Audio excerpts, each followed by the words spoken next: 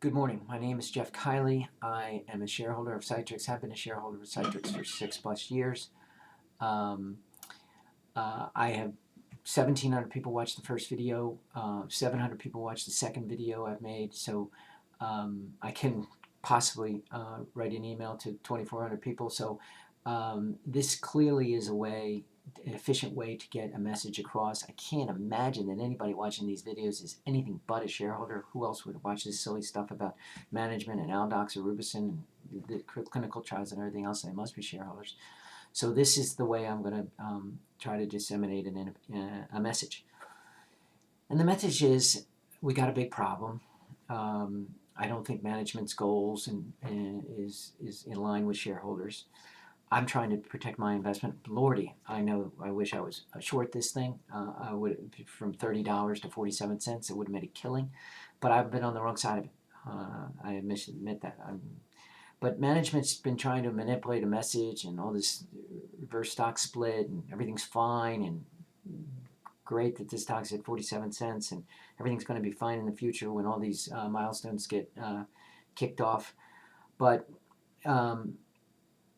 we've got this new lawsuit by two very experienced investors. I think one has it's a 34-page lawsuit. All sorts of accusations and violations are pretending in this lawsuit.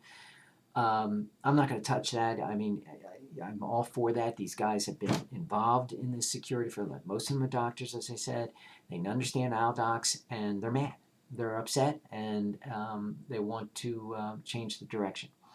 What I'm going to talk about is these two things, and I have 3 teenagers. I'm not looking for this trouble. I have other investments. But this stuff keeps coming at me, and I just feel no other solution to it but to let people know what's going on. So in the context, under the umbrella of a company that's been sued by shareholders for stock promotion, shareholders received $8.5 million in stock and cash at the time to go away. Then this company was sued for stock using a PR firm to get the message, the Cytrx message out. And the shareholders sued him again, and because it was apparently misleading or whatever. I don't know exactly what the issue was. It was a long time, 2-3 years ago. But the company agreed not to use a PR firm in any way. So now they have a communications company doing the quarterly reports and the clinical trial results and all that stuff. And personally, I think this is the soul of the company. I don't know why the CMO is not writing the clinical trials out, why the CFO is not putting his color on the stock or on the finances of the company and the cash position and the burn rates and all this other, and why the CEO is not then putting his spin on the future of the company, and why legal's not signing off on that. I don't know why this can't be done internally. We had all these people there. They seem to have left now. Some of them seem to have left. The lawyer left. I did like that guy. I kind of trusted him a little bit. Don't remember his name.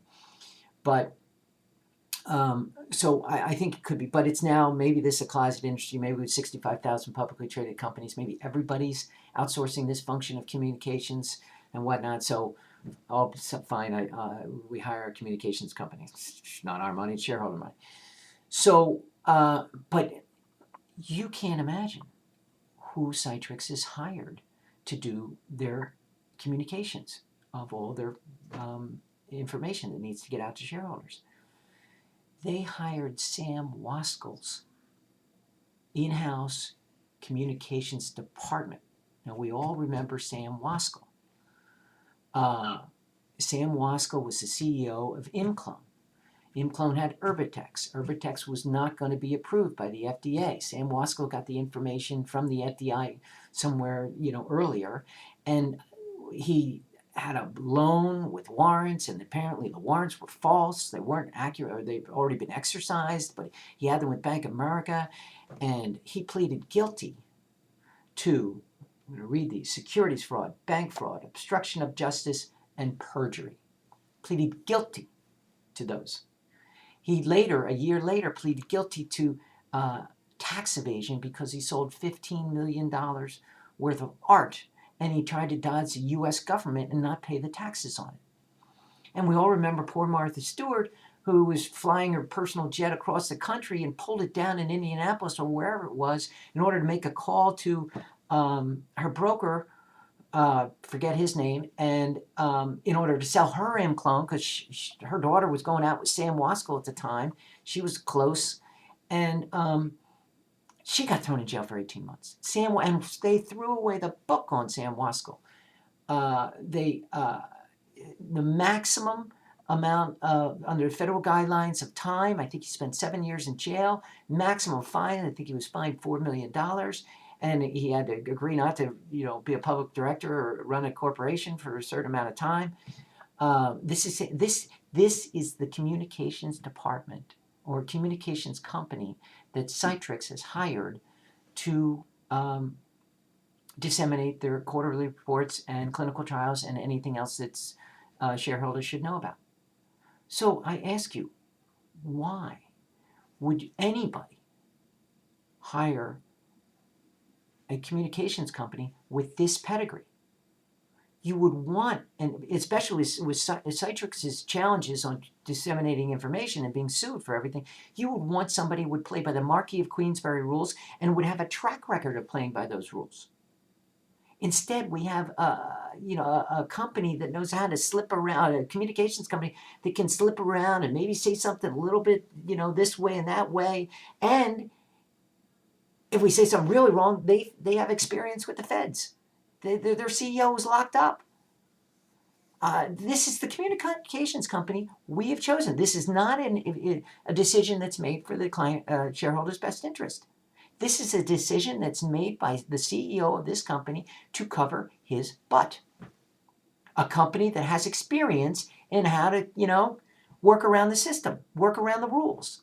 There's no other reason that I can come up with why you would choose the communications department from InClone to be your communications department. There's nothing,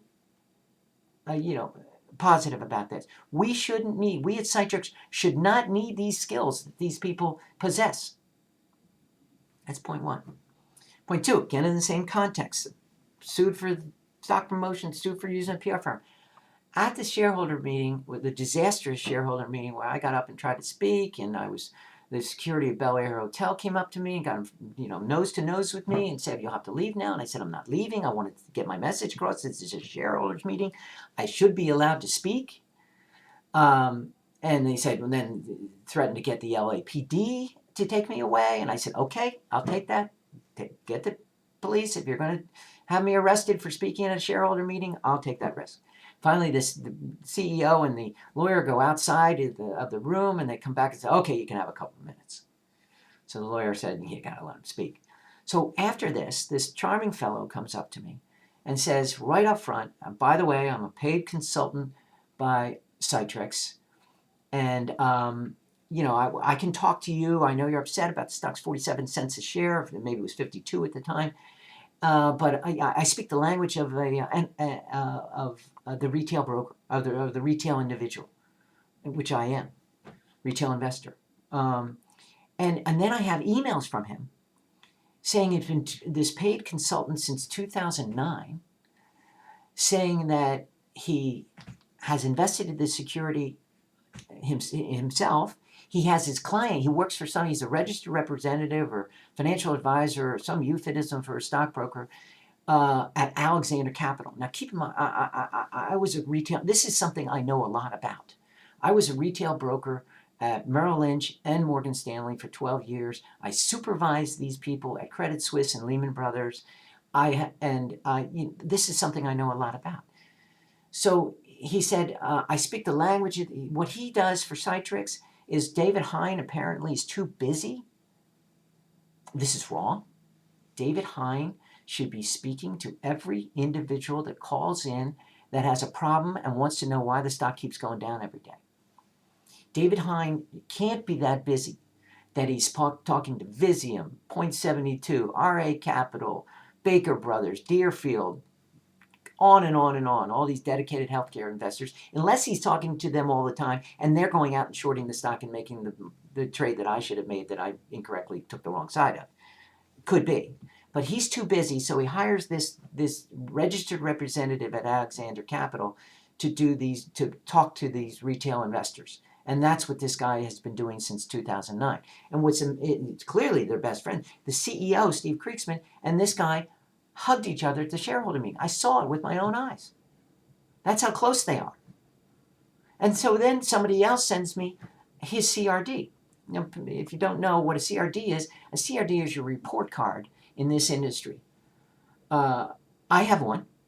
After 30 years of being in it, it has nothing on it. It is absolutely pristine. It has not one customer complaint, not one violation, nothing. It's never had an issue. So there are clean ones. This one, from this registered representative, has 14 reportable events. Try to get a grip on you. He's probably been in the business 14 years. He's got 14 reportable events, 3 regulatory, and a list a mile long of customer complaints. Most of them are for unauthorized trading. Now, this is just bad. I mean, unauthorized trading, you're doing a trade within your client's account, you're not telling him about it. He says you didn't tell him. You say, I told you about that. Remember and he says, no, you never talked to me about that. That's what most of the complaints are about. And this is, and also in his CRD, Compliance Review Board, is the fact that the employment restrictions or employment category that he is supervised within, and that is a heightened supervision. And what that means is there is a compliance officer, like a guardian angel, standing on your shoulder, watching everything you do, listening in on your conversations, watching every email you send. That's the criteria for this gentleman to be employed at Alexander Capital. Heightened supervision. And I think it was the previous term. I would never hire anybody that had to be under this category. Because one, it could come back to me. If he does something wrong, why did I hire him? One. If he does something wrong, my heightened supervision was not enough. If he does something wrong, I'll be sued because, they sue the manager. That's what they always do. So that's the category of guy that we're paying since 2009 to handle these tough calls with these retail people who have their invested, their hard-earned money invested in this security, and it goes down. And every time you turn around, there's a secondary of 70 cents, $1.22, 74, 47 cents, 50 cents. Every time you turn around, there's a new secondary. So where are we with all this stuff? These are not decisions that are in the best, made for the benefit of the shareholders. These are decisions that the CEO is making, and they're wrong. They're just out wrong. The investor relations guy should be on the phone with every retail person and talking to them and telling them what he can say and what he can't say. This is a conflict of interest, this last one. For this guy to be investing for his client's money and taking a check from Cytrx, if I were Alexander Capital, I would just write the check. I'd say, anybody who had Cytrx here, we'll make you whole, and sign a piece of paper saying you won't sue us for anything more, and we'll move on, because it's wrong. It is absolutely a conflict of interest. So where are we in this grand scheme of things? I think I have to go back to you've got irate shareholders, you've got a loss of faith in management, and things have to change. I think all the senior management have to go take a 50% pay cut. Performance compensation. The minute we sell the first vial of aldoxorubicin, they can have their big salaries back. All performance-based compensation. But until then, they take a haircut like we all have taken a haircut in the price of the stock. And then it's obvious since 15 years of Steve Kriegsman running this company, and it hasn't worked. I think we have to go in a clear-cut different direction at the top of this company, and I think we have to do it now, because we're near the bottom here.